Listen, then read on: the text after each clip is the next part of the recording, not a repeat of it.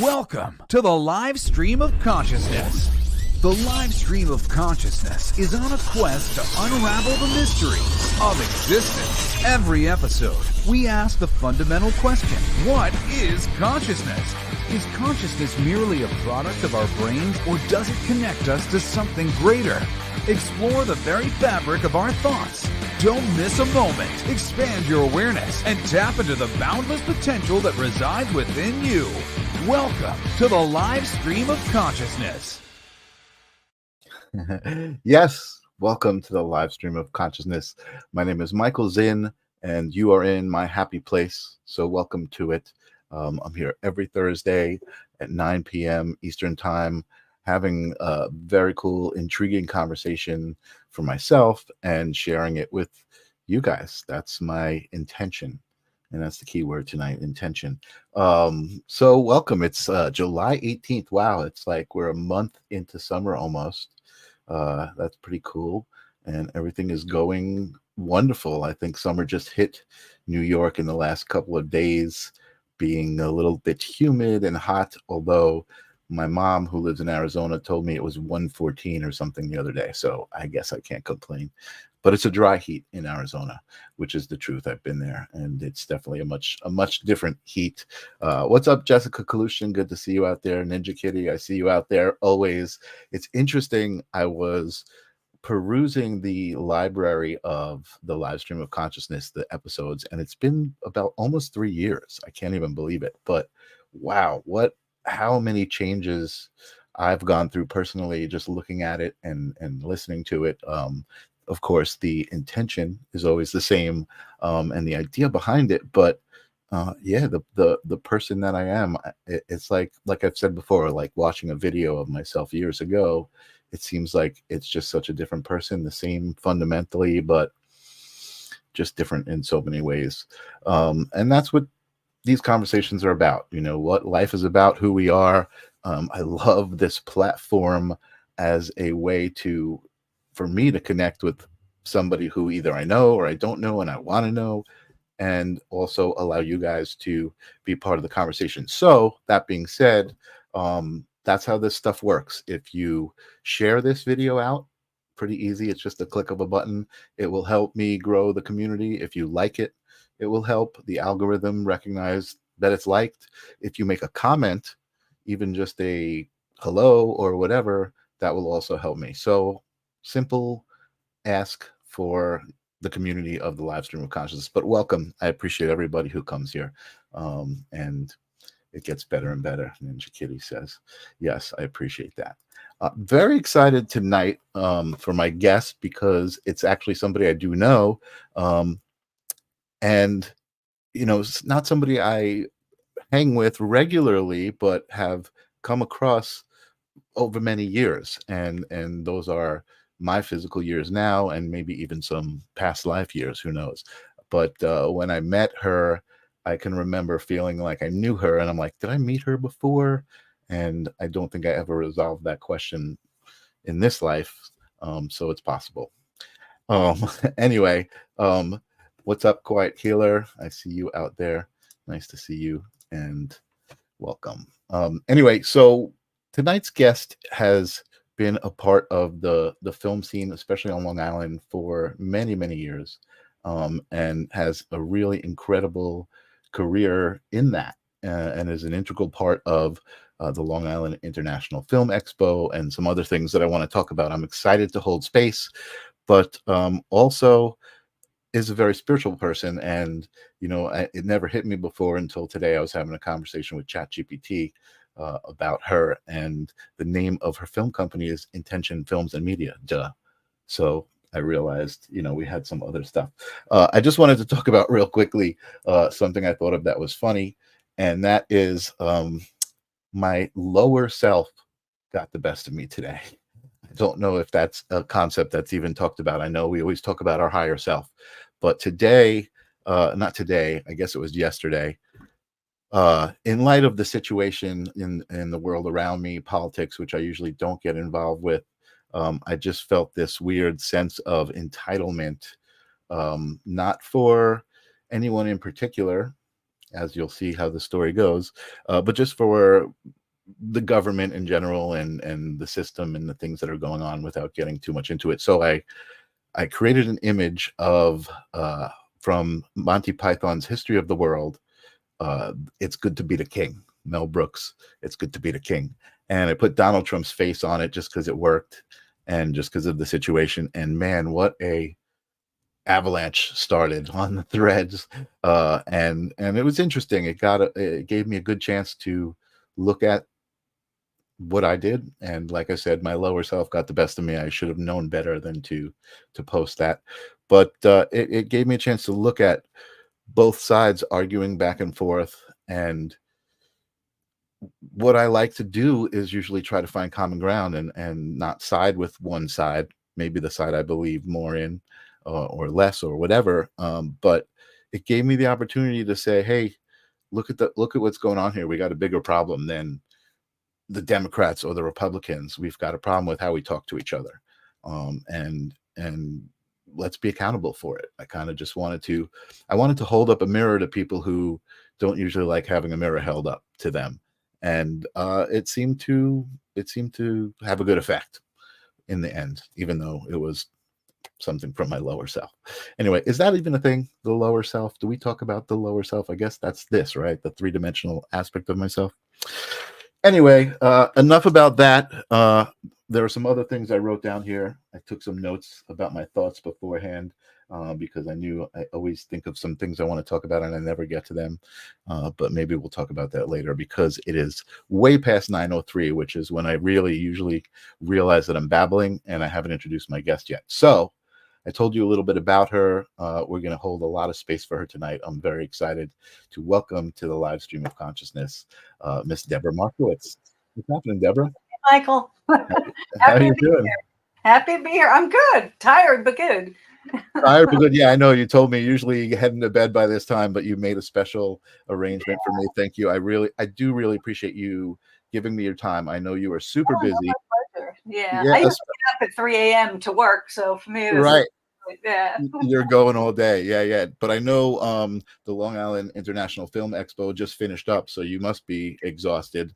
I saw some amazing pictures from it. I know a bunch of people who were in it and had some great stuff in it. So I know that's always an amazing event that's a couple of days long and probably the highlight of your year, because I know it's you're very rooted in it. It's like almost where your heart is. It's a big part of you.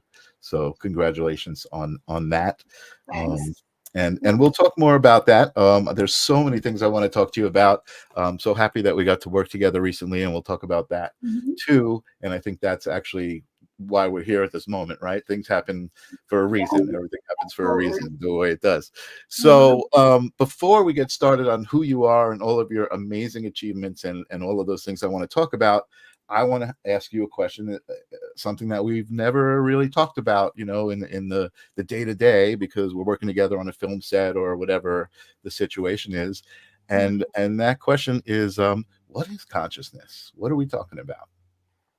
Well, that's a good question. I think it can mean a lot of things, really, but it can be animated. Being animated could be being aware. It can be the physical body that we're in now, if we're aware of what's going on. I think it can mean different things depending on the situation. But it's just basically being where you are now and whatever you're inhabiting now, if you're in the moment, if you're able to think and comprehend and whatnot. Yeah, of course. No, there's no, you don't have to ask me if that's good. There's no wrong answers. I think what you mean by being in the moment is being aware that you're in the moment, what I mean? And that's the core of it is that awareness, right? And that's one of the key words I don't really love, aware, but it is the word that I think makes the most sense, to describe that. So yes, excellent job. And then the next question I like to ask, and I usually have somebody who is more specialty in the metaphysical or maybe a near-death experience or something like that. Now I know you are woven into that fabric a little bit. Again, we don't really talk about that on the day-to-day, but The question is if you have a specific memory, or if you can share with us that moment that, you were aware that, there was something more to existence than the day-to-day that we are usually with each other in, and we don't talk about this stuff. There's a lot of little moments that happen along your lifetime that you realize something's different, or you're different, or you think you're different. I can remember as a kid, 10 or 12, I would pick up the phone and hand it to my mother, and it hadn't rung yet. Mm. And I didn't even know who was on it because it hadn't rung yet, but I just, it's for you. And she would go, it didn't ring. And it didn't occur to me that was that bizarre. I thought it was cool, but I didn't think it was all that bizarre. And things that would occur to me, like in school, they used to teach you about all different kinds of religion. I was raised Roman Catholic, but I had so many questions, okay, if I believe this, but my uncle is Jewish and his whole family is, and they're really good people and they totally believe it. Why am I right? And how did Jonah eat a person? How did a whale eat Jonah and he didn't get, digested? And I was like, well, God can do anything or whatever. I'm like, yeah, but why would he do that?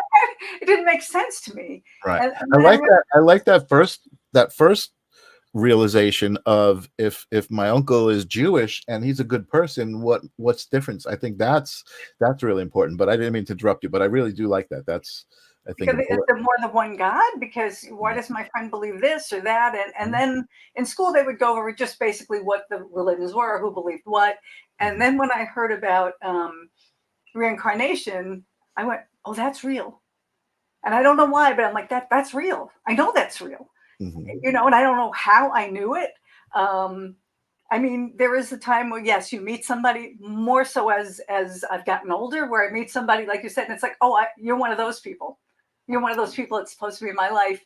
And whether I met you 20 years ago and then you pop into my life tomorrow and we work together, I will remember. I call that my snapshot moment. And I didn't realize this until probably about 10 years ago, that my memory in most cases sucks because I have so much information in there that, everything gets melded together. But if I can remember the second I saw you, you're going to be in my life for a reason.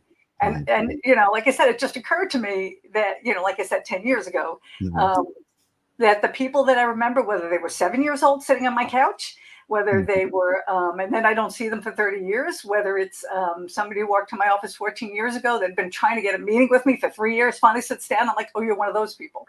And that happens so much now, but if I remember exactly, it's like a snapshot of what you looked like the second I saw you, then you have to be in my life for a reason, good or bad, or maybe they're all good. Yeah, without question. Absolutely. Yeah, no, that's great. And it's funny that you bring that up because we were just talking about that, right before I started the broadcast. Where is the thing here? It's right here. I was talking about first meeting you, and I believe that I even have a photo of that, which, oh my God. Let's see if this works. So this is a film called Junkie Heaven. What's that? Is that the first time we actually met in person? I was trying that. See, that's what brought me to think of, like, you know what? I think maybe I even know Debra from a past life, because I was like, I know that was early on when we met, but I feel like we met before that. Yeah, very likely. Very likely. Yeah. So, and that's why I was saying, like, it may even not have been in this life. You know what I mean? But that was just, again, it was just this feeling when I met you, like, I think I know this woman from somewhere or whatever. And then again, that was 2014, 2015. That was quite a while ago. And, it comes around, it's 2024, and here we are working together on one of your films. Yeah. And that's pretty awesome. And I just want to, trying to do a couple things here at once. I just want to bring back the tab that I had ready to bring up, which is some of your work that I want to share. Here it is. Okay, that tab is ready to go. So you are let's share the space for you now. I love holding space for people, and you have such a wonderful career, and again, I think it's that vibe, right? That when you meet someone, you're kind of like, you resonate with that vibe, and then, you know, it gets deeper and deeper. You're like, oh, wait a second, I get you even more now. And that is again why I think the name of your company, Intention Films and Media, is so great. But it's just this vibe of non-judgment and just love, you know, in general, that you emit, and I think that's what drew me to you. But again, I was telling you I had a wonderful chat today with ChatGPT about you, just to kind of, I knew I wasn't going to remember all of the films, and one of the first films that I remember seeing of yours was The Last Taxi Driver. Oh, the first film that I directed. I'd worked on other films before that, but yeah. Oh, that was such a blast. And not only did you direct that, but you also wrote that film. Yes. Right. And so that's one of the things I love and admire about you, is because I know the filmmaking industry, and I know that it's not always that way. Somebody writes it, somebody directs it, you know, other people act in it, and sometimes you do all of that. Have you acted in any of your stuff? The only thing of mine that I've acted in was a film called Sfortunato, that Michael Fedeli came up with the idea. He actually wrote the script, but I had to rewrite it. And when we were filming it, it was during COVID. And so we had to be really careful, and everybody was separated. And there was a part that a doctor needed to say something, and it was just going to be a voiceover. And I had reached out to someone else who we know in common, but she hadn't acted in a long time, and she really didn't feel comfortable. So I said, well, I'll just do it. So my business partner, husband, life partner, he basically threw up a table in my meditation room and put plants on it and did all kinds of things like it was a doctor's office, put my certificate behind my head, and I had to be Dr. whomever, Doc Goldstein or whoever it was, and I had to have this conversation on the phone. And we thought we were just going to use a voiceover, and we said, let's stick it in there. So that's the only film of mine that I can remember that I was in, but I have acted in other films as well. If people ask, I don't usually go out and audition, but if somebody says, hey, you'd be perfect for whatever, and I think it's a cool part, then I'll do it.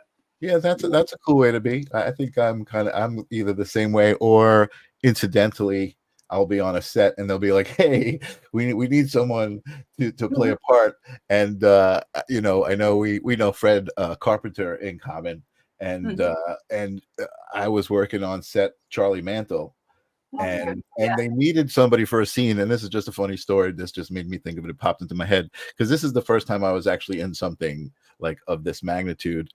And they needed somebody for a scene, and I was one of two thugs raping a girl. Oh wow. and my credit at the end was rapist number 2.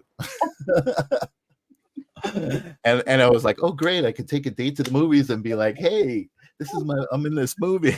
You know, it's just a funny story, and that was like incidentally being kind of dragged in. But that's really funny. So I want to, before I get into other stuff, I want people to get a little taste of your work, if that's all right. And I want to share the trailer for that particular film, The Last Taxi Driver. And that is right here. The country continues to be in a state of emergency. How are you still out here? Me? What'd I do? We ask that you remain inside. Oh. Highways are closed. There is no public transportation. Hey! A new world awaits us. Just open the door! And we will survive. Freaking deadbeats. Be safe. God bless you. And God bless America.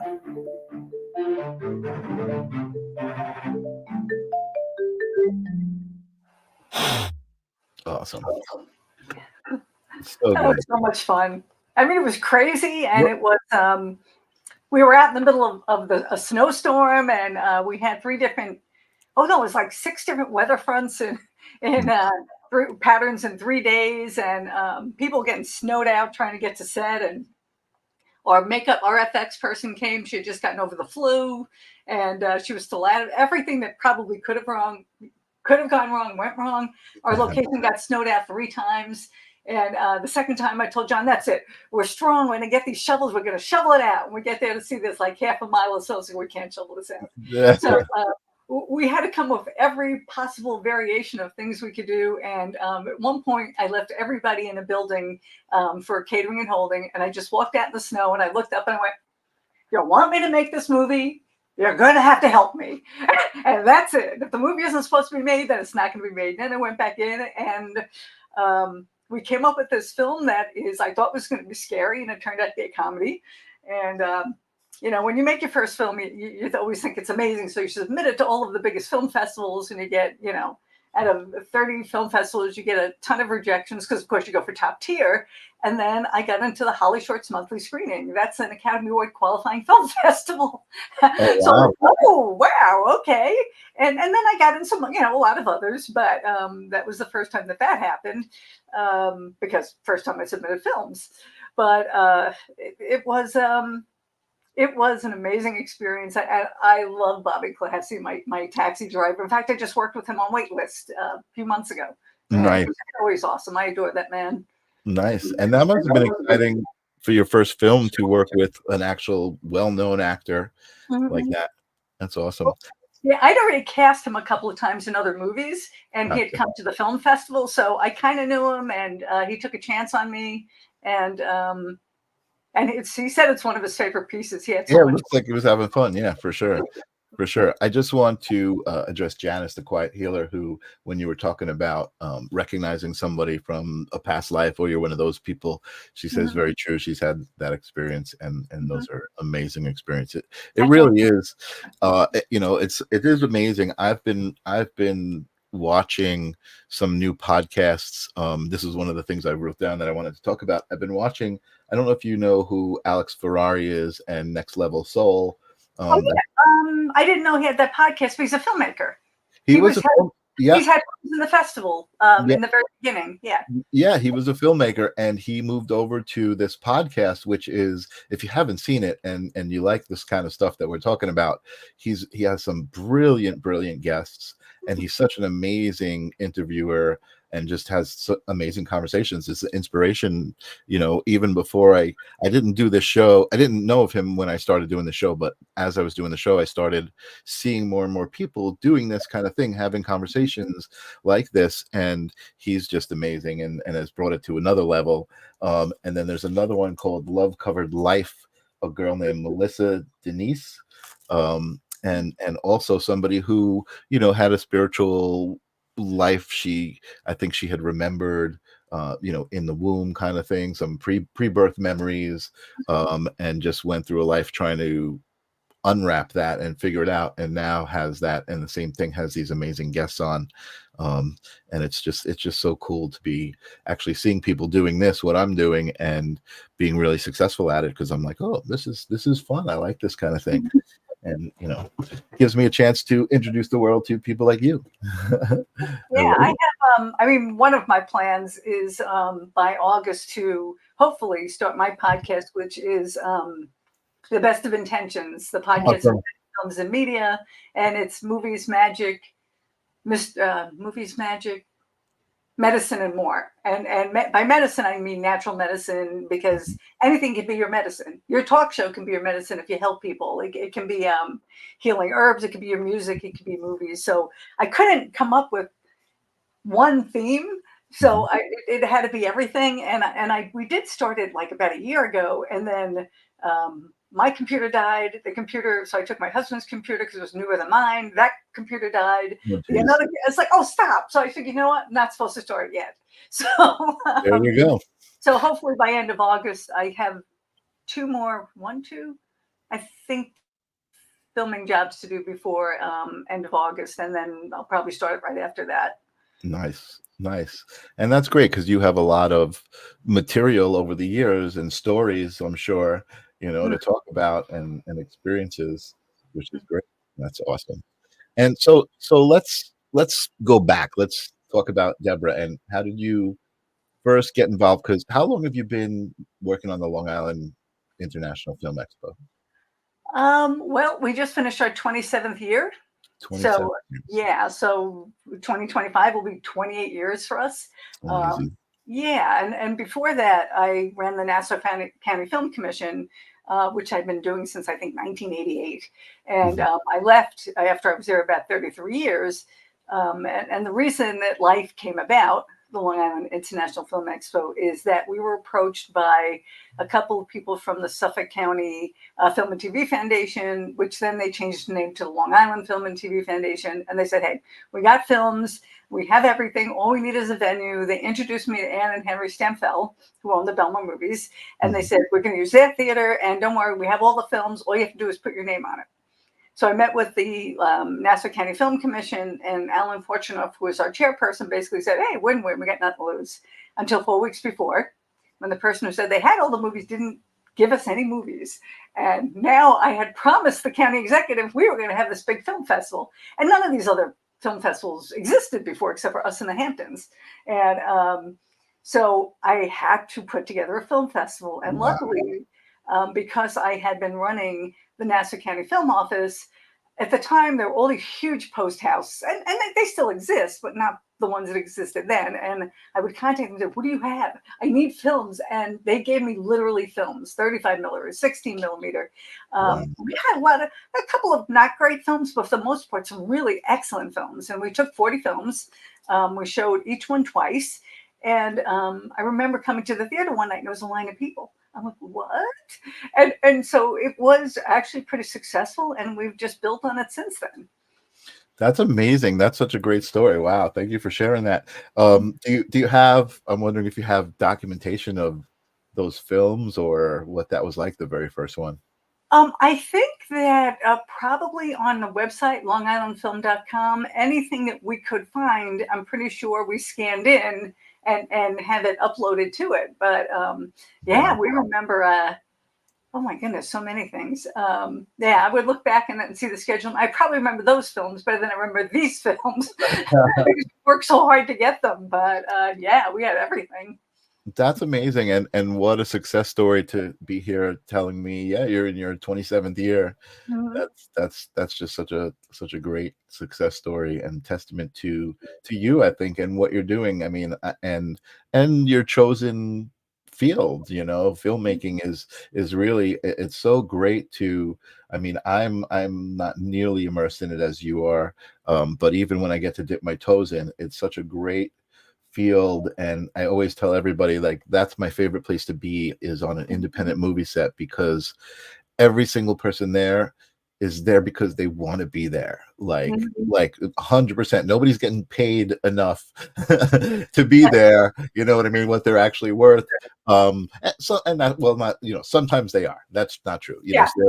There are films with budgets, but for the most part, even then, I would say everybody there wants to be there, you know what I mean? And if they don't, then you don't work with them again, because you want people who want to be there. And that's one of the reasons I use a lot of the same people, because I know they're good, because we work together, because when I don't have a lot of money, they're going to help me out. When I get somebody hires me for a higher budget film, I'm going to take the people that helped me when I didn't have the money. And so we all kind of work together and help each other. So Totally. And I got to say, you work with like some of the most incredible actors that I know on Long Island and even off Long Island. I think I probably met a few actors through you. I know Lucas Hassel is one of my favorite. He's like one of my favorite people in general. He's just such an amazing guy and such a great actor. And he's not local from Long Island. He's in the city. He's in the city now. Okay. Okay. But originally, didn't he come from like across the pond? Or? Yeah, he came from Denmark. Yeah. And then down here. But I've worked with him on so many projects. He was in Waitlist also. His Waitlist, a couple of guys, which is a series which we're trying to edit up and finish at 6 episodes so we can sell it. I know he's been in a bunch of other films I've done, and I'm like just drawing blanks because I'm tired. And you will. Yeah. I'm happy to be here. I'm not running out of energy. No. And you say you're putting it together to try to sell it. I'm sure you will, because I know, again, not just Lucas, but Saurendino is another one of my favorites. He's so amazing. Lucas has been on my show, and he's amazing. And I actually played some Mr. Melk clips. And that was a lot of fun. I don't remember if Sal has been on my show. I think I've got to invite Sal to my show, because these people are awesome to have these kinds of conversations with as well. They're very, very spiritual and connected to themselves. And Russ Camarda has been on my show. Yep. Another amazing person. And actually, that's something that I wrote down too that I wanted to say. And I think that it's just as a compliment to you and who you are. I think the reason that you stuck out in my mind as who you are is because I met you and you were, I think, working with the Film Commission at the time. So that was kind of how you were introduced to me. And then I found out of the festival and stuff later. But you are so authentically who you are. You know what I mean? Like film is your life. You know what I mean? Like it truly is. And on so many levels, it's not just like, oh, I like to watch films, you know what I mean? Or, you feel good around that paparazzi vibe or whatever. You write, like I was saying earlier, you direct, you cast films, like, and you really understand films on that level. You know what I mean? Where you look at a script and you're like, okay, I think I know who should be this part or that part. I mean, that's a admirable talent, you know what I mean? And especially, you've been doing it for so long and you've been in so many projects, just looking at your own catalog, which is just a tip of the iceberg of the projects that you've been involved with, which is great. So kudos to you and thank you for that. I think that's one of the things here, me trying to figure out my mission and what I'm doing here and why I'm doing this, right? I was having a great conversation today about this show and about it kind of partially being my gift, right? Like I'm not going to give you a psychic reading or anything like that, but I'm going to introduce you to somebody who's going to resonate with you, and you're going to all of a sudden be like, oh, that conversation was great. And I don't know. I just feel like I'm contributing to the planet, not taking from the planet, right? And I feel like I'm also very intentionally, there's that word again, contributing to the idea of connecting people together, not dividing people, which is what I was talking about earlier with my lower self got the better of me, to make this stupid political post when my higher self knew better that, that whole energy is about division, and dividing people apart. So I learned a little lesson. I had a little fun. I got to watch the conversation, and then when I felt the right response come up, I got to interject it very peacefully without calling anybody any names and making making someone feel bad, but making them feel like, oh, I should be accountable for how I'm talking to everybody else here, which is kind of cool. And I guess also part of that whole authenticity thing contributes to the ability to survive in a climate like the current climate, right? Because it's like, how much of that bothers you? Maybe it hits you a little bit like the rain, you know what I mean? But then when you go inside, you're dry and you're like, I'm in my house by my fire, by my love, by like, I don't need to worry about the rain that's going on outside, right? Well, I think that we need to be concerned. For sure. Absolutely. Like I agree with you that when things got insane 8 years ago or 10 years ago, whatever it was, the one thing that I wanted to be very true to is I was never going to raise my voice to anybody. I wasn't going to call them names. I was going to have as civil discourse as I could. It was a very difficult time because people I'd known for years, who I love very much, would just start calling me names and say, okay, back up a second and think about what it is about this person you adore that is making you attack someone you love. Yeah, but I said, yeah, but did I ever say that to you? And I actually had a couple of people I had a couple of friends that are very spiritual, and when COVID happened, they said, this is what it is, and this is what it is. And I said, well, the thing is, we don't actually really know that. Yes, I do, and then you're a moron if you don't. And I said, okay, you're a very spiritual person. You're going around blasting people when you don't know any more than I do. And I have had actually people send me DM. Well, one person threatened me. Wow. Yeah, and he's a producer I didn't even know that well, and said, you either take that off your wall or we're going to have a problem. I'm like, okay, this is scary. And we're gonna have a problem, or you're gonna have a problem. No, I'm going to have a problem. You? Yeah. Oh, yeah. Wow. And then once I eventually took it down, because I said, this person's psycho and they know where I live. And then they reach out to me. So, if you ever need money for any of your movies, I'm like, all right, thank you. I'll remember that. I waited a few days and blocked him. I said, this person's dangerous. Wow. And then I don't need to entertain that. But I actually had people send me other DMs saying, I actually agree with you, except because everybody's yelling at me, that's why I have to defend myself. But I actually agree with what you're saying. And so I've had that too. And then, if you're able to have a civil discourse, but it's just gotten nutty or, right. Which is, kind of crazy. And you're right. It's not like I'm being ignorant of it, right? I definitely want to be aware of it. And I know that currently that's the system that governs our country, right? But I also know that systems change and can be broken and are probably needing some fixing and all of these things, right? But my contribution and my thoughts, again, trying to be rational like you, right, and not wanting to call anyone names or feed into that energy. My contribution today, my response that I got to say was, hey, when the conversation comes to somebody was saying something about Democrats, well, obviously Democrats don't care if innocent people get killed, and I'm like, you probably know some Democrats. Right. Do you really believe that they don't care if people get killed? Like, you know what I mean? Like why are you saying that? You're and so again, it was the idea of being accountable for what you're saying and realizing that when the conversation goes to Democrats do this or Republicans do this, you're dehumanizing a whole group of people that you don't know and probably a group of people that you do know. You're dehumanizing them as well because they it's such a crazy time. That's the point, right? I don't even want to like stir up that energy, but again, it's like when you are aware of that energy, like we were talking about, and know that you control your response to other people, and you can do that. You can, here I'm using the word in a pun, you can govern your own response, to them to make sure that at least you have contributed peace, and you've contributed like something positive to the equation, and that's it, because that's all you could be accountable for. Yeah. So anyway, I don't know how we got onto that.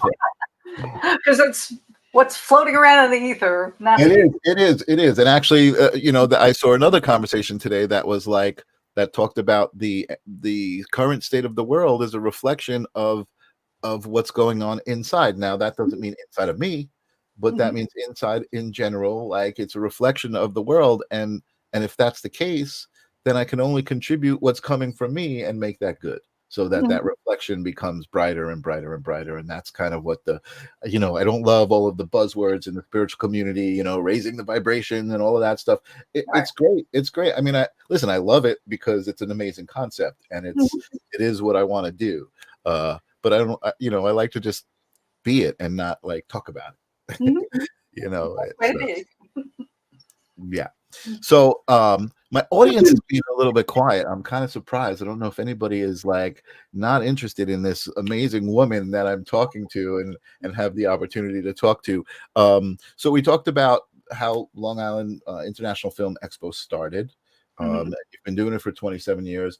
And did you, I guess my question is, did you get involved with that because you knew you wanted to make films, or did you start wanting to make films because you were involved with that? The funny thing is, again, being really young, 7, 8, my parents would bring their friends over who would bring their kids over, and I would actually direct them in my room. I would make up little light plays in my mind, I didn't know what it was. We were just playing, okay, now this is going to happen, and then this is going to happen. And I didn't know I was actually directing them into doing something. And I didn't realize it was even something that I could do. But I was always a storyteller. I'd be the person driving my car and narrating, what I was doing. I was always read books. I loved movies. I had a little black and white TV in my room, and I would watch The Late Show and The Late Late Show and The Late Late Late Show. I was preparing for now when I don't sleep. So I wouldn't sleep, and then I would go to school and I would watch movies all night long. And my mother thought there was something really wrong with me, and maybe there was. But it's just what I loved. I loved old movies, and so I started with the Film Commission. I started casting. Actually, the first movie I helped somebody make, the county executive at the time sent somebody to my office because I knew a few celebrities and they wanted one of the people I knew. Mhm. So I didn't generally read people's scripts. And if people on locations, I'm always like, give me a breakdown because I don't have time to read your whole script. And I read the script and I said, the person you want is so not the person for this. And like, well, how do you know? And I said, well, first of all, this might be tacky. I said, there's a shower scene in this movie and nobody wants to see that man naked. Okay. That's like, it's just it's not going to work. And he's not going to do it anyway. And so they said, well, who else do you have? Now, I'd already been doing the film festivals. So I'd met a lot of celebrities. And I said, what about this person, this person, or this person? And they fell in love with somebody. And I put them in touch and we were kind of negotiating. The problem was, his wife was due to give birth on a certain date, and 2 weeks later they were starting this major TV show, and he was out of state at the time. I said, the problem is if wife goes late, you're going to lose him. Yeah. And so he also had to get approval from the television show that he was going to be starting, so he knew he could have that week off. And finally we were getting really close, and I told the director, I said, let's move on. I mean, I love him too, but what's going to happen is he's not going to be available. And sure enough, his wife delivered late, and he would not been able to do it. No. So I ended up casting a few names for him. And he said to me at one point, you're really good at this. Do you want to be our casting director and be a producer? And I'm like, all right, well, I've never done it before, but I'm not an idiot. I know how to ask questions. And if I don't know something, and first thing I cast, and I wasn't going to do it again because I'm working all day. I'm casting all night and on the weekends. And when we filmed, I just took a week's vacation and I was on set all day. So I figured, all right, that was fun. I don't need to do that again. Then about 3 weeks later, I get an email from a friend of mine who runs the Queens World Film Festival. And she said, I have a writer who has a phenomenal script. And would you read it? So out of respect for her, I'm fine. Okay, I'll read the script. I'm 10 pages into it and realize it's one of the best things I ever read. So I finally... Oh, wow. Yeah, so she called me and she said, the director, and she said, would you sign on? I'm like, yeah, fine. And then I cast and produced my first feature. So those are the first two things I did. And then I wanted to see what made directors crazy. So I decided that I would write something, which I discussed. My husband and I would discuss it at the pond when we would walk the dog. That's where most of my best ideas came from. And we came up with the idea of The Last Taxi Driver. Well, are we going to do it for no money? Are we going to get a name? What do we want to do? And I knew that I couldn't make a really crappy film because I would be judged harder than anyone else between the film festival and the film commissioner. So because I'd been running the film festival, I had seen several films come in from this group of young filmmakers right out of college, some Majors Productions. And we used to do tech awards. Now we just pick them ourselves, but we used to do tech awards that filmmakers can enter optionally. They didn't have to. And this one filmmaker had submitted 3 films, and we're watching the clips, and all of a sudden I'm like, this is all the same DP, Mark Ryu. And I said, every one of them is completely different. One's black and white and filmed noirish, and another one is very fantastical, and another one is very natural. And I'm like, wow. So when we decided to make the movie, because we didn't have any camera gear or anything at the time, I contacted that group of filmmakers who had PA'd on my first film to get some experience. And I said, look, I don't have a lot of money. I can pay you X amount if you want to do it. And they had never worked with a name before. They jumped in, and the film is gorgeous. And they did actually my first 3 films, and probably a few others that I worked on. But now John Marine, my husband, shoots most of our movies. Every now and then, like a couple of guys will still be Mark because we started with Mark, and I want to keep the look and feel the same. And he does incredible color. So we did that. But so it's because I cast and produced those first 2 movies that I just wanted to see what it would be like to direct it. Do I even have any clue? And I remember the night before, the director of the second film actually stayed over. She slept over my house the night before we did Taxi Driver because she was going to do the wardrobe for me. She said, anything you need, I'm going to be there. I'm going to be there. And she's in my office, was then the guest bedroom.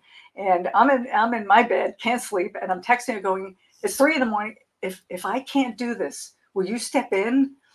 And she's like, if you can't do it, I'll step in, but I guarantee you can do it. He's like, what if I'm terrible? What if and it was great. And then I've directed, I don't know what, 15 so movies since then, but it just, it's terrifying, it's exhilarating and incredible and wonderful and terrifying, because once it's over, you don't know you have a film until you see the finished film. And Right. that's terrifying. Right. I go through it all the time. Yeah, and again, that's why I have so much respect for all of the different layers that you're involved in, especially when you're involved in a bunch of layers on one particular project. So we recently worked on a project that's still in the works. I'm imagining, right? It's going to be a while before that's edited and stuff. But you were working with a common friend, the Graydon brothers. And so tell me how that relationship happened. How did I start working? I started working with Rob first, maybe. I don't know if it was Rob or Josh first. It might have been Rob first. How did that happen? Well, so it's funny because you actually recommended me to Rob for a job doing pictures of the arboretum of the Oh my goodness. job, and you recommend, and that's how I met Rob initially, and I fell in love with Rob. He's amazing, and then the whole family I fell in, and I've had actually both Rob and Liz on the show. They've both been amazing guests, because they're a whole amazing family. God, yes, totally. But we were doing a couple of very low budget projects. Fortunato might have been the first one. I'm not sure, but there's a group of filmmakers when you have next to no money, and everybody kind of jumps in because they want the experience. And I think Josh was on either Confidant or one of those movies we did, those little mini movies that whenever we get a new camera, I always write something that's like a one-day shoot just to make sure that all the bells and whistles on the camera and everything that needs to be worked out is worked out before people start hiring us. I never want to go out cold and say, and then we don't know how to do something. Sure. So we did one because I wanted to work with Eddie McGee, and I think you know Eddie too, and Eve Austin. So I did Confidant with them. And Rob edited that. I did Gem in the Photo Op, which was based on an idea my husband had that I wrote. That was so much fun with Diana Durango, who you know. And Jimmy Pravasilis was in that. It was another one-day shoot. And that was my first foray into, I guess you could put psychological horror kind of thing. And then Fortunato, Michael Fideli, came to me with this idea, and I had to rewrite the script for him. And because it just wasn't quite there. And that film's been winning awards. Michael's been winning Best Actor awards, and really cool, neat little film. We did in one main day, and then the second day we just shot a couple of outside things of him walking, and that's it. But and then since then, it's just we all work together on all these things, so it's kind of a blast. It's awesome. It's you kind of do build even an extended family, because maybe it's not the same crew all the time, but you mix and match, or you always come back. And speaking of awards, I was asking ChatGPT. I'm like, I know she's won some awards. What are some awards? And you've got quite a list of awards: Best Director for The Waiting Room, Best Short Film, The Last Taxi Driver, Best Screenplay by Blood, Best Drama, Best Ensemble Cast. These are nominations. Best Production. I mean, LIIFE. This is a special recognition, Lifetime Achievement Award. That's awesome. Tell me about that. I had a Lifetime Achievement Award. I don't think I won Filmmaker of the Year at San Angelo last year in Texas, which was amazing. And then I won Female Screenwriter of the Year award at Austin Revolution Film Festival. I think that was last year, and the San Angelo was the year before. I love the Filmmaker of the Year awards. Are friggin' awesome. It's like, I like that. Yeah, we've won a lot of stuff, which is really fun. It's always fun to win. But but it's a validation of what you do, for sure. I mean, I can remember when I first got involved, I'm like, so what, these film festivals. But then I got to see the industry and the heartbeat that is the film festivals and is the industry, because that's where the stuff actually gets seen. People who put their heart and soul and blood into these projects, and bring that same vibration of what I said about being on an independent film set and everyone wants to be there. They bring that vibration to the whole industry. The whole industry is just such a amazing, there's a little competition, I guess, sometimes, but more than competition is support. Everyone's like, oh, you're a filmmaker, that's awesome. And because and I always wish this was the same way about music, because music, there's so many different kinds of music. Why do you have to be, oh, you're a musician, I'm better than you, you know what I mean? Or why does there have to be that competition when there could be appreciation, for what makes you different than me? Same thing on a fractal scale of humanity, right? Like, why can't we just all be happy about our differences and celebrate them, instead of fight about them? When I cast and produced, what the hell was that movie? Something for Fred with Joan Jett. I don't remember which movie it was. Oh, that was the biker one, right? Dinosaur was the original name of it. And I cast that's right. I remember that. And I had dinner with her, and we had the most amazing conversation, because she would tell me all the things she went through when she started in the movie industry, that men didn't like the fact that she was a female rocker, and they would literally stand in the front and spit on her. And she would she wouldn't look like it didn't affect her. And she would just say, even if she went in the back and cried after, she would not give them the satisfaction of doing that. And we talked about certain things that I went through. And it was just really, she was such an inspiration to me, the fact that she did all that. And as far as competition, it's there, because people have done, there's a couple of times I thought about quitting. And one time is because, there were two people who I had been friends with, and I think you know both of them probably. And both of them really, really tried to kind of destroy my career. One tried to get me fired. And the reason I figured out who it was is somebody who I'd been friends with came in, and I wasn't at the film festival at this time. And they came to John and said, I'm really concerned about Debbie. And it's like, well, what's wrong? Well, so-and-so said this, this, and this. And I told John, where would somebody even get that idea? And then, like a few months later, somebody else who didn't even know this other person called me and told me the same thing. I said, all right, there's only one person who knows both of these people. And I reached out to them, and I basically, I spoke to my lawyer, first of all, but he said, but unless they say it in a public forum, you really almost can't do anything about it. Right. And I had to then go with the notion that the truth is always going to come out. And the two people who kind of came after me, the truth really did come out. But I had people blocking me who didn't know me, people sending me nasty emails who didn't even know me. And I really, for a while, I kind of lost heart, because I said, I don't think I can do this. I really don't. Right. And and then I remember going to, okay, now we're going to get woo-woo. I had found out that I had a certain kind of cancer, and some other things went on. And this is when this had all happened. And one person was, I thought, one of my best friends in the world, and it was heartbreaking. And so I go to this acupuncturist who is also an intuitive. And he kept telling me, I don't know, I think I'm not telling you what to do. You want to have surgery, but I'm not getting that this is hot. I'm just not. And he also said to me that it has not gone unnoticed that this is right over your heart. And that's not where this manifests. So you either have to get over this and put yourself first, or you're going to get sick. And that really, really hit me. And even though I just got chills when you said that. Yeah. I was grieving, because I didn't understand how you could really love somebody so much, and then they just literally try and ruin you. I don't understand that. And I remember saying, at the same time, my phone kept funky. Like I couldn't, and it kept saying I had so many messages that I had saved, phone messages, that there was just too much taking, it was taking up too much memory. Right.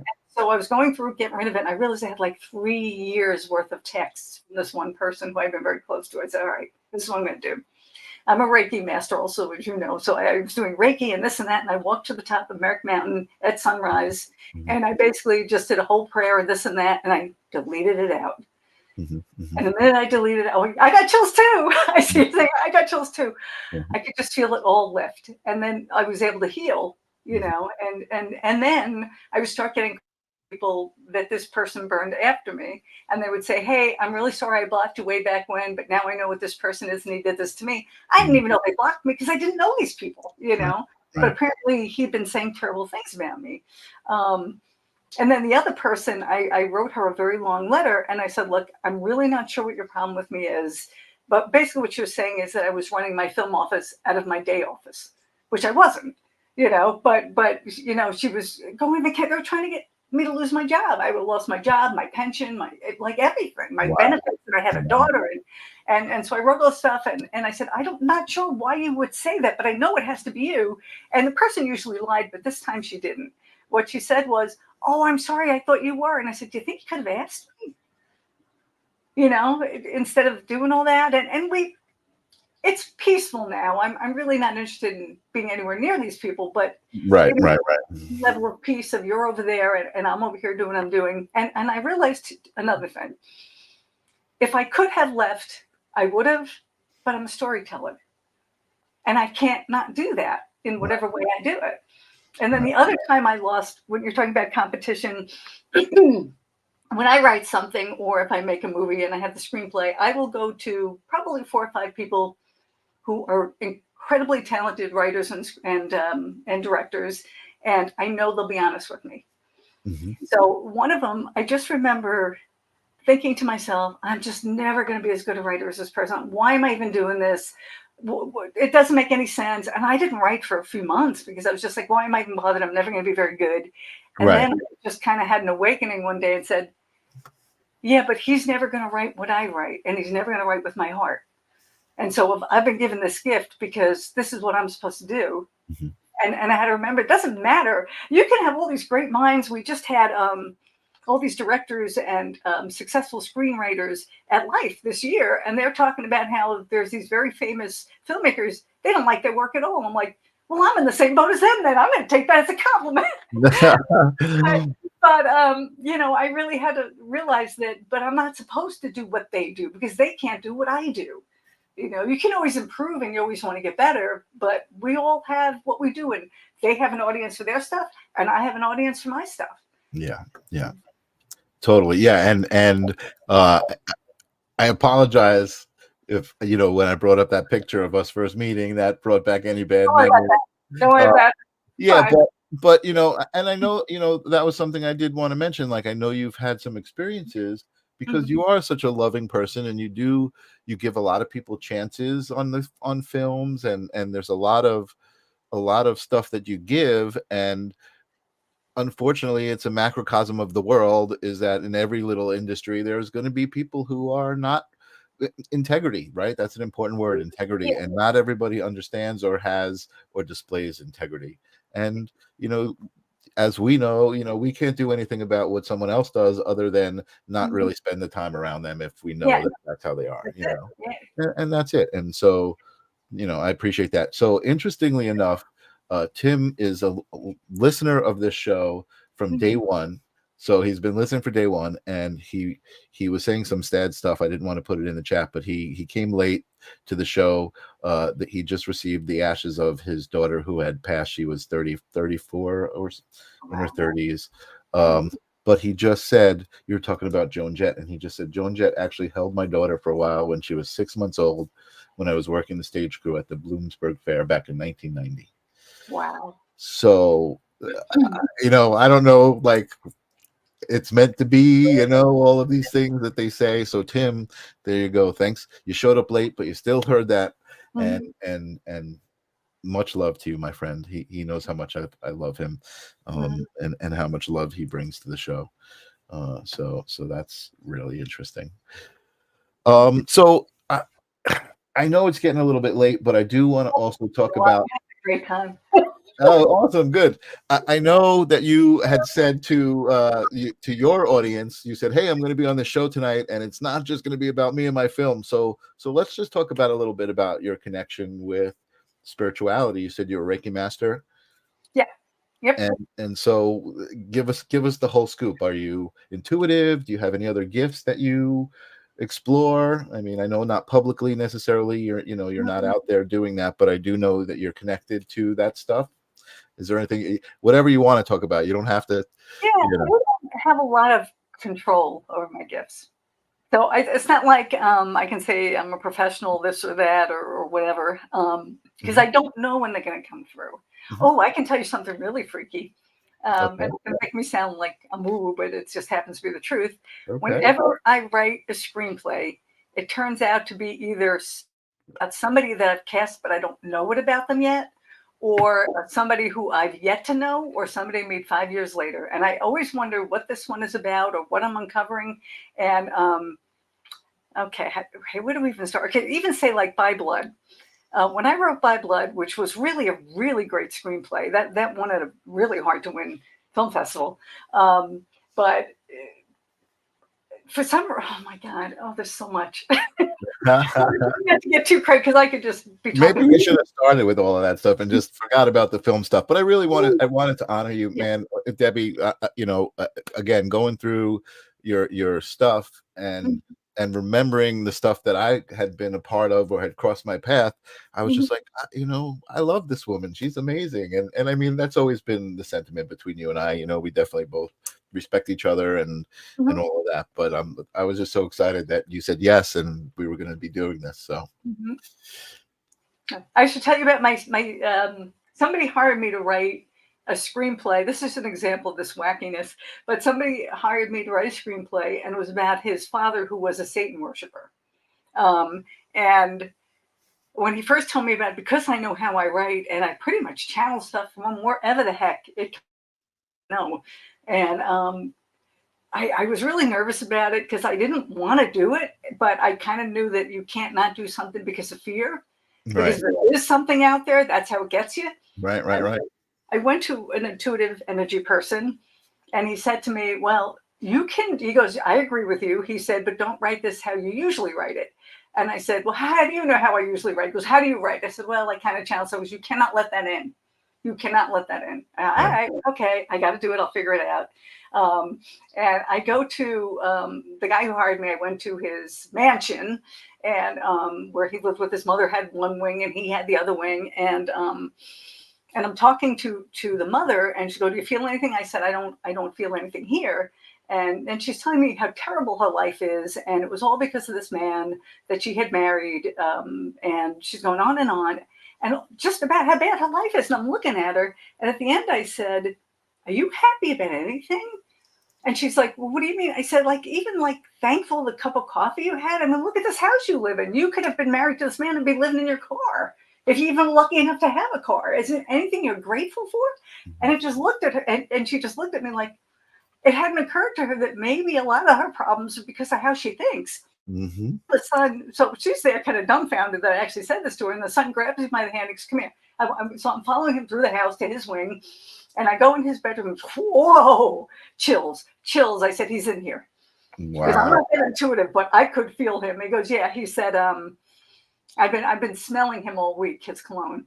And I said, oh, okay. So I get out of there and I go to one of my energy workers who basically says, what is that stain on your aura? And then I told him the story, and he goes, okay, we're going to clean that off. Oh, wow.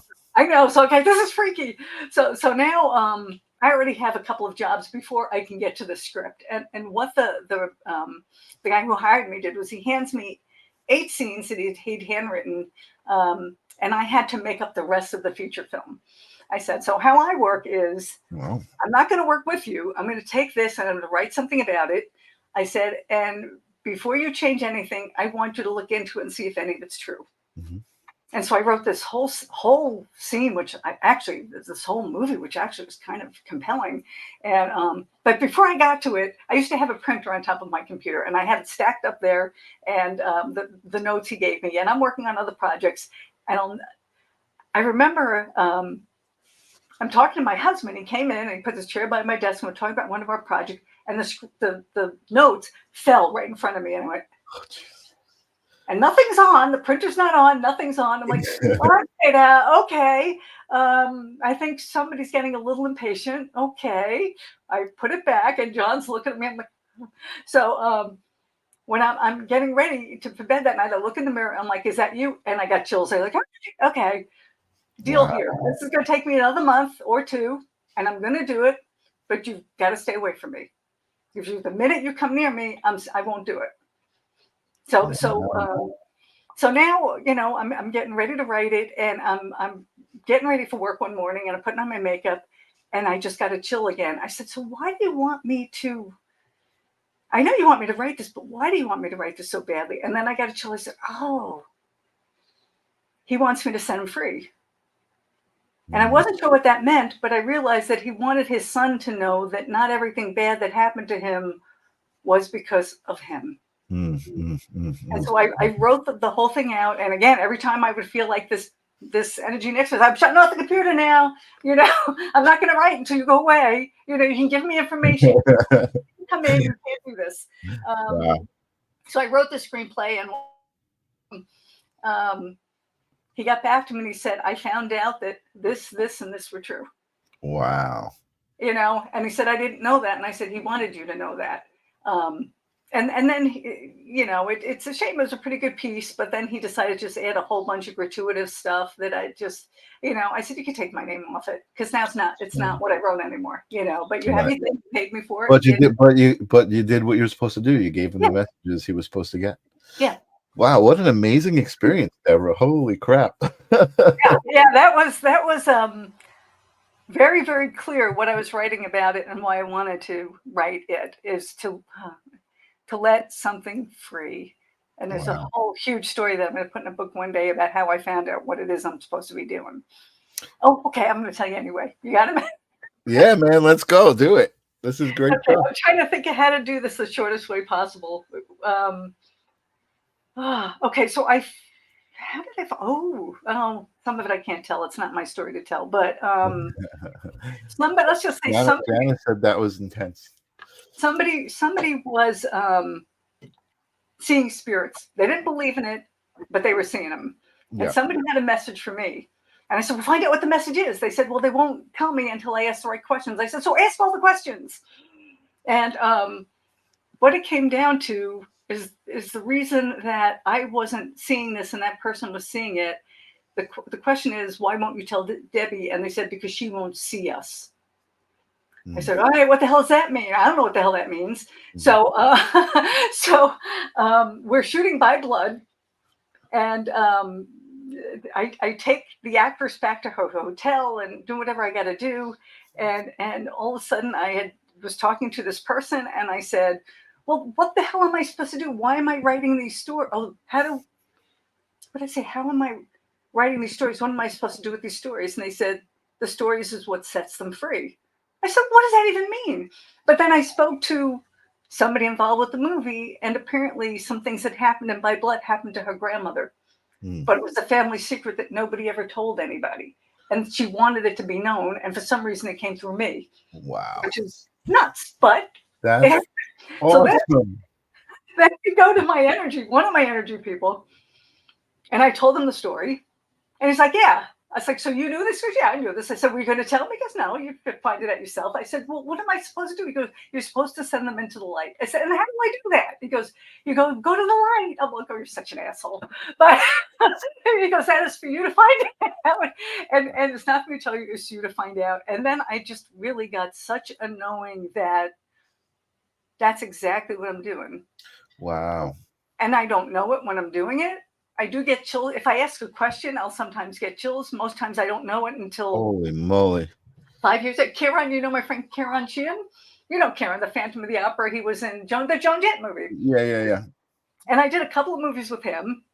And I started a novel, which I have to get back to. I'm like 135 pages into it, called Damaged But Not Broken. And it starts out with a young man who is basically in sort of like an indentured servitude. His parents sold them to a farm in Ireland, and that's where it starts with this kid that's basically been sold into slavery. And I'm talking years later, I'm talking to Kieran. He goes, well, my father was an angry man, but he was sold as a slave in Ireland. I'm like, oh, it's you. It's like 5 years later. I know nothing about Ireland. I ended up going there after, but I knew nothing about it or anything. And I'd written this whole story. Yeah. So it's just weird. I'm fascinated by this because I feel like you've uncovered this kind of new wing of metaphysical gifts. Like you're like the psychic screenwriter. Like you're supposed to be writing these stories to free these spirits. and I got chills as you were telling me, because I know from the film we were just working on that there's a little bit of background with your husband. Okay. Yeah. Yeah, right. With your Yeah. husband, and so you wrote that for your husband to set some things free. Which, wow, that is such an amazing gift, Deborah, and I don't think I've ever really heard of it. I mean, I'm imagining there's other people who write, their messages come through the writing somehow, right? Yeah. And that's what's going on, but more specifically with filmmaking, which is what you do. Wow, that's thank you for sharing that. I love that, and I hope that anyone who didn't know that knows that now, that you are the spiritual psychic screenwriter. Yeah, it's you know, I can't say it happens every time. I don't know if it's ever happened with a couple of guys is very different. It's not a usual fantastical thing, although if it gets to the final episode as I wrote it, it ties up that it will be. But when I wrote Couple of Guys, it's supposed to be a 10-episode LGBTQ series. We have 4 episodes done. We're going to try and tie it up at 6 because it's just so hard raising money all the time. And then if anybody's interested, we'll give it a satisfying ending. They can pick up season 2. So my husband and I go up to Image Out, which is this very huge queer film festival in Rochester, an amazing film festival. And it's very hard to get in there. And a friend of mine who got into Sundance couldn't get in there, but they took the first episode, A Couple of Guys. And I knew it was really well done. And we're sitting in this room of, I mean, Couple of Guys is for any audience. It's a love story. But we're sitting in this audience of the exact demographic of what this show is about. And I said, all right, well, they're either going to kill us or they're going to love it. I don't know, because I've had people say, who are you as a straight woman writing something, you know, but it's a love story, you know, and I do have cultural consultants and whatnot. I don't assume I know everything. And so once they screened it, everybody was laughing in the right places, and it was wonderful. And Michael Gamilla, sadly, the festival director, has passed away a couple of years ago, but he brought us on stage. He put couches up. We were up there for about at least half an hour, and everybody was asking questions. And somebody in the audience asked if we had a cultural consultant. I said, yes. I have a 30-year-old gay man, a 40-year-old gay man, a 50-year-old gay man. I have them read everything. And is it's generational. It's not even that I've said anything offensive. 30-year-old thinks it's hysterical. The 50-year-old thinks it's insulting. The 40-year-old said, depends on the relationship. So, and then one gentleman said to me, thank you. He said, because that's my story. And I just got chills. He said, I was married, I had kids, and I knew I was gay my entire life. He said, and then when I came out, I just didn't almost fit in either culture because I'm not experienced and I'm not, you don't see stories about people like me. So thank you for bringing that out. And then I knew, like, oh, I wrote it for you, so I'm getting chills. Yeah. So Deborah, nice. Ooh, I'm so happy I invited you on here to tell these stories. I love it. So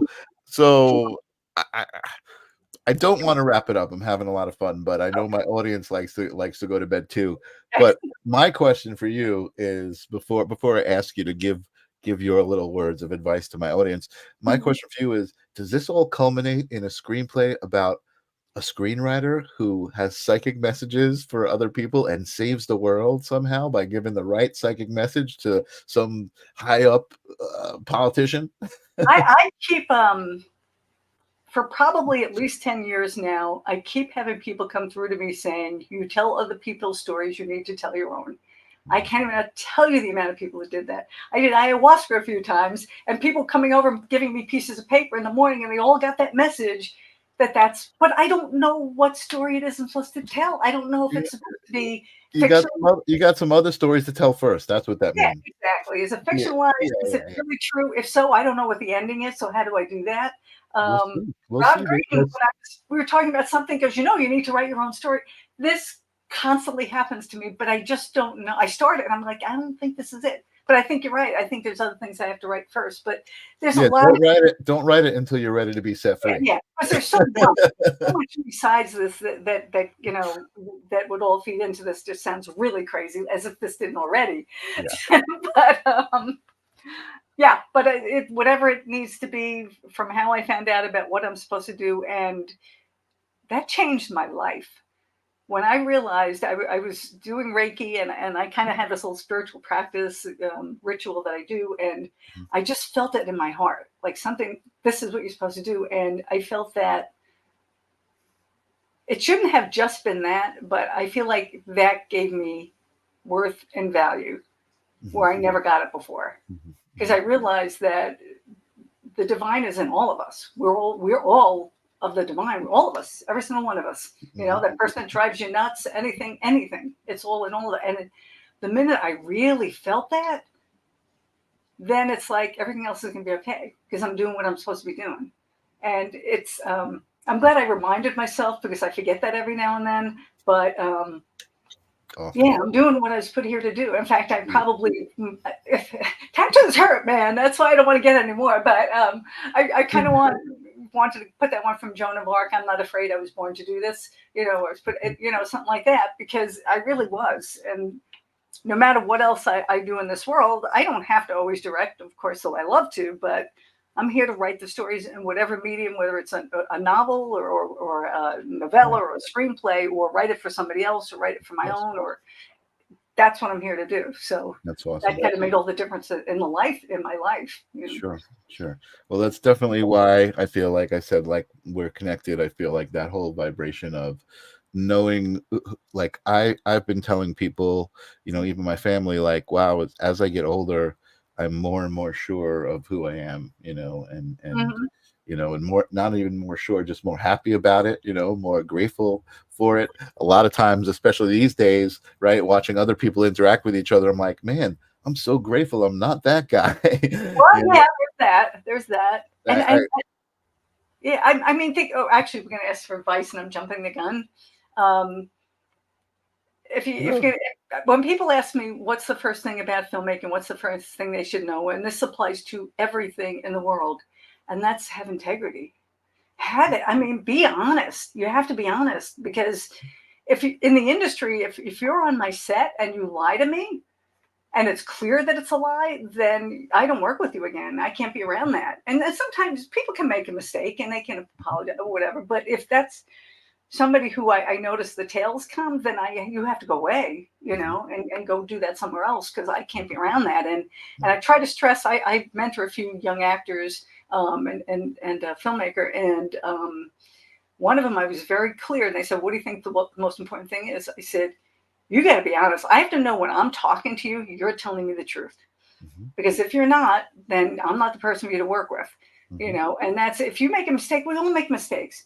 Say, hey, I just messed this up, but I'm going to fix it. That's great. But if you throw someone else under the bus, you will never work again, because you're not going to, people look at who I work with, you know, and I've had people get their entire crew from looking at what my crew list is, you know. So I'm very particular about that. My actors, you know, I was the first person to work with Sal Rendino. Everybody on Long Island is working with Sal Rendino, and Travis's phone is ringing off the hook, you know. That's awesome. For whatever reason, I guess because I do cast really well, and whatever. Travis is the young guy who was in the film. Yes. He was amazing. Yeah, he was so great to watch. Yeah. That was a lot of getting there. And when I found out that he's a comedian, I was like, wow, that's good. That's good stuff. Yeah. So congratulations on that. Thank you. And Sal too. Sal is he is amazing. He's amazing. I love Sal so much. Oh man, he's great. And I'm honored to have worked on a bunch of things with him.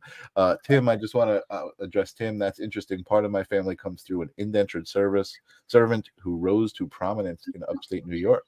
My daughter was actually researching him before she passed. Wow. Hey man, you've got a lot of you tuned in late, but there's a lot of reasons you tuned in for sure. And I'm glad you always do. Thank you, Tim. I'm grateful that you're always here supporting me. Debra, you are so much freaking fun to talk to. And I do feel like I got to know you a little bit more, and I absolutely want to work with you on anything you got going on that you could think of that would involve me. I'm gonna call me, and same, if I can think of anything that I need from you, I'm gonna call you. But even if I think of something that we could just make up just so we have a reason to work together, I'm doing a feature of Brimstone. What's that? I'm writing a feature of Brimstone. Oh, okay. So it's very different. very different. And that one, John is the father, is just basically flashbacks. But it's a story of David and Daphne, who is the young woman he gets involved with, and he's an ex-heroin addict and just completely broken person, and how he tries to find his way. You know, and I told Travis, you thought the short was difficult. We're gonna have a lot of fun on the feature. Awesome. And again, that's what I love about people like that, who are in it because they just love to do it and they love the experience, and they're just gonna give it their all. You know, my nephew is actually pursuing acting. He's just started going to Syracuse, and he's studying it, and he got invited to do a film over the summer. He's getting paid, and he's doing a film over the summer, so I'm really excited for that. Yeah, I feel like we should probably have another episode. You got another episode in you about spirituality and that stuff, because we didn't even touch that stuff so much tonight. We mostly talked about your films. Awesome. Well, I'll have to have you back. And good. Thank you for that incredible advice.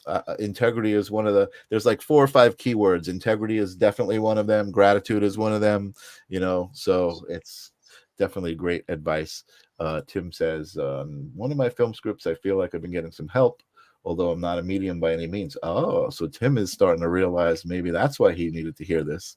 And maybe he can tap into it a little bit to get that script going. Awesome.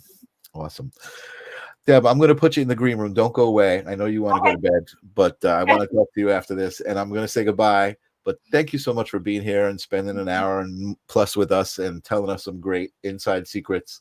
I really appreciate your vulnerability and your honesty and your authenticity and you in general. So thank you. I appreciate it. I had a great time, and I'll wait in the green room. Awesome. I'll see you in a minute. All right. So now I got to figure out this new system. There we go. I made a new screen so that we're a little bigger, and now it doesn't automatically go back to this one. I got to figure out. I got some learnings to do in StreamYard here, and I wish StreamYard had a feature. If anyone who works at StreamYard is listening, where it would automatically switch to who's talking, kind of like Zoom. Like, because I like the idea of, hey, when Deb's talking, we see Deb. When I'm talking, we see me. That would be cool. That's how Alex's podcast is, and sometimes it's a split screen and whatever. So I just gotta make a mental note to talk to StreamYard. Thank you guys so much. What a great episode. Debra is phenomenal. I'm so excited to learn some new things about her and the psychic aspect of her screenplay writing. Pretty amazing. I have some really cool shows coming up, so I'm excited to tell you about. Next week, I have Metatron on my show. Can you believe it? I have Metatron. It's actually Wendy Gale who is channeling Metatron, but Wendy and I spoke to Metatron and asked if I could bill Metatron being my guest, and Metatron wants to be my guest. I've worked with Metatron through a few channelers, so that's pretty interesting experience on my behalf as well, and I will talk about that with Wendy. So next week, Metatron is on the show, and I think the following week or week after, I have Carolina Luna on the show, who is another wonderful light worker I met. And you know, people surprise you, so we spoke about business and video production stuff, but then she had a drum circle, and I went to the beach and she led this drum circle, and she was just such a phenomenal light bringer. I'll say that. I don't like catchphrases, light worker, but she was a light bringer, and it was just a wonderful experience. So that's what's coming up. Thank you guys so much for being here. I love you guys always for being on the live stream of consciousness with me. I will see you next week. Peace.